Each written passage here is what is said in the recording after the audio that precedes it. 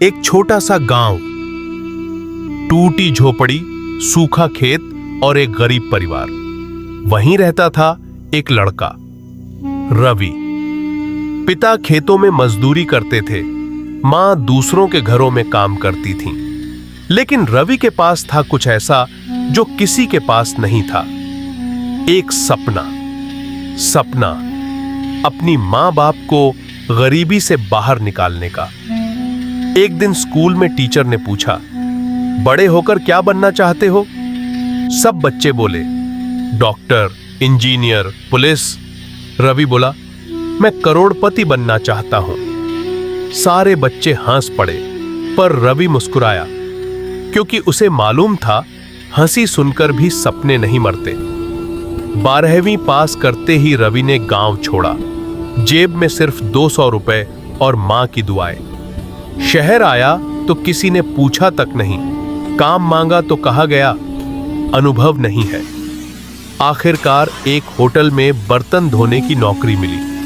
वो थक कर भी हर रात आसमान देखता और सोचता, एक दिन यही आसमान मेरे लिए चमकेगा। दिन में काम, रात में सीखना। रवि होटल के ग्राहकों को मोबाइल पर बिजनेस करते देखता। वो समझ नहीं पाता, लेकिन जिज्ञासा जागती थी। रात को यूट्यूब पर सीखता, digital marketing, online business, branding. धीरे धीरे उसकी समझ बढ़ती गई। वो कहता था, सीखने वाला कभी गरीब नहीं रहता। एक दिन उसने छोटे दुकानदारों से कहा, मैं आपके सामान को ऑनलाइन बेच सकता हूं। पहले किसी ने भरोसा नहीं किया।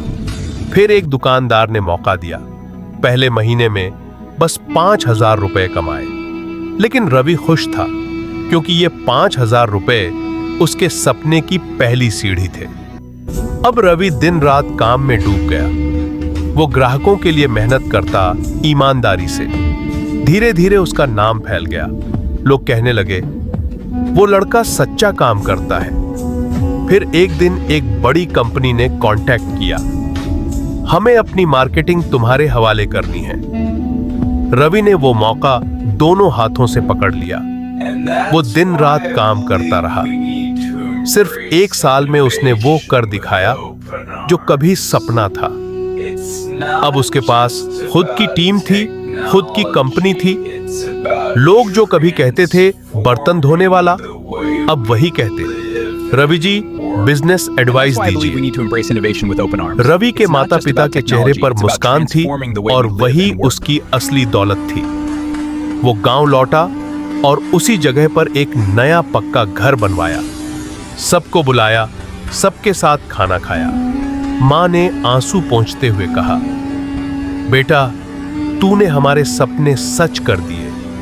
रवि बोला, मानिया मैं बाईपास सुग्याए। अगर इंसान सच्चे दिल से मेहनत करे तो किस्मत भी झुक जाती है।